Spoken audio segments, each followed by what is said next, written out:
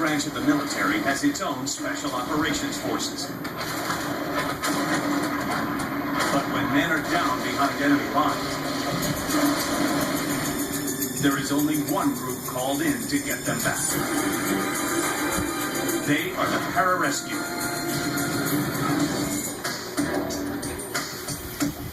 No environment is too high, too deep, or too extreme when lives are on the line. Our whole mission is to rescue those who are injured down behind enemy lines and get them out. We go anywhere. The Pararescue are members of the Air Force and Air National Guard. They're also known as PJs, short for Pararescue Jumper. With only 350 of them worldwide, this is an elite group of airmen. Everybody here is a very unusual person. We're not ordinary guys off the street. For what we do, it requires an amount of sacrifice and dedication beyond the average man and the average soldier. The job does push you to your limits. What really matters is the heart and the desire and the drive and the discipline to save somebody else's life no matter what. The Pararescue program exploded during the Vietnam War. PJs dropped into thick jungles and risked their lives to save downed pilots. PJs helped save over 4,000 men during Vietnam. The techniques Pararescue jumpers employ today were first developed during that conflict. Each rescue mission has 3 stages. Insertion, securing the perimeter and victim, and extraction. There's the only mission out there that involves everything. It involves skydiving, it involves scuba diving, but then you get to save a life at the end of the day. So it's every extreme sport you want to do, plus you get to save a few lives.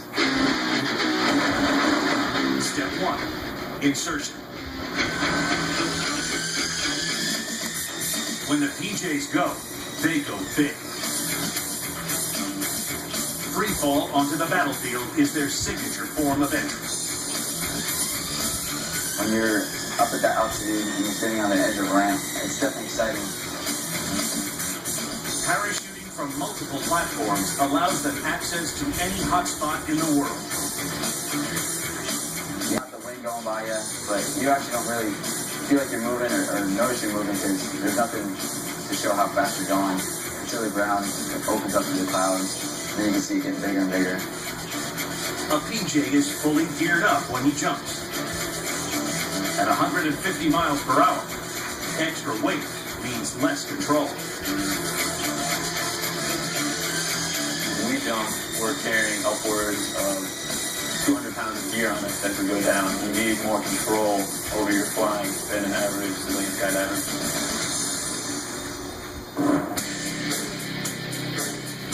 Not only do they jump with more weight, but they also do halo jumps. These are jumps where they free fall from the highest altitudes the human body can withstand. Halo stands for high altitude low. Basically, wherever you need to drop to, you are traveling at altitude above the radar system, so you can drop in undetected. Civilian skydivers typically jump at an average height of 10,000 feet. Pararescue men jump from well over 20,000 feet.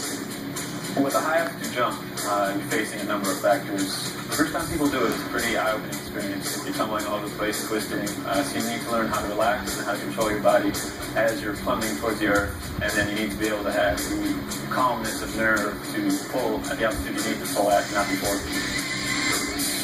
Jumping during the daytime is challenging. Jumping at night is the ultimate test.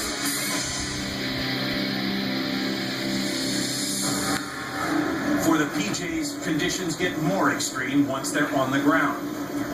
Now it's time for step 2, securing the perimeter and the wounded. What separates a pararescueman from other forces, besides medicine, is our ability to rescue under any conditions. Their mission mission is rescue, often from an active combat zone.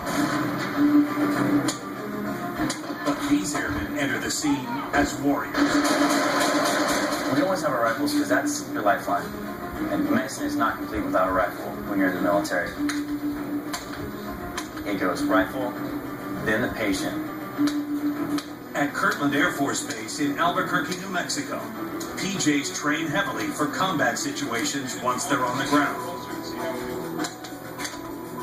When you're under fire and treating a patient, the best medicine is to return fire. We will shoot first, and then we will take care of the patient.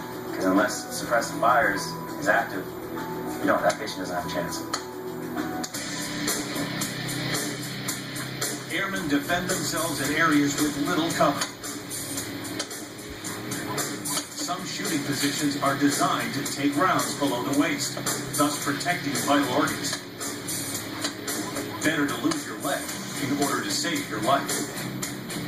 It's instinct, if you have to sacrifice some part of your body to accomplish a mission, it's just what you've done, because that's what we've always done through the training. That's the whole motto, that others may live.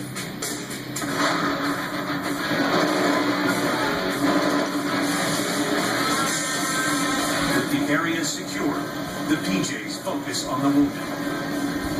It's loud and everything's going on. There's gunshots, there's fire everywhere. And then when we get to our patient, it changes. In the midst of a chaotic battlefield, PJs must treat trauma wounds with precision. Their medical training includes time spent with civilian paramedics, but goes much further. My aunt's a nurse, and she's amazed about how much higher my medical training is than hers as a paramedic.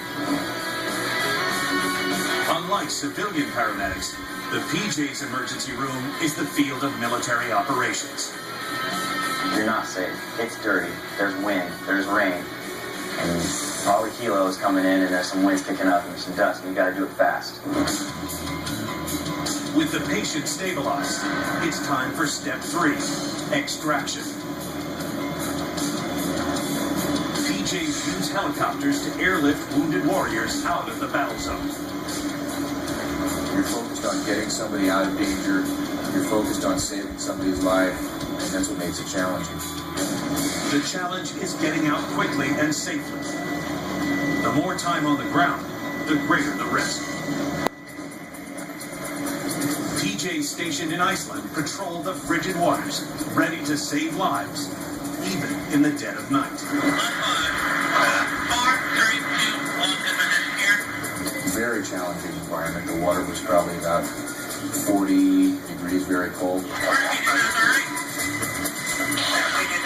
When you're there alone at night in bad weather, in 40-degree water, it all just sort of comes together, and then you have to deal with that. Nighttime operations are especially dangerous. Finding and rescuing victims in the darkness demands special skills. Air crews use thermal imaging to combat confusion and reduce visibility. Plucking stranded sailors out of icy waters is all in a night's work.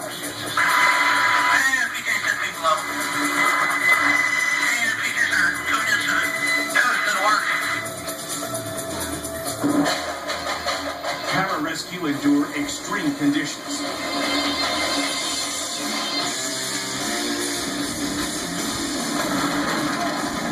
And fierce combat to make rescues against all odds.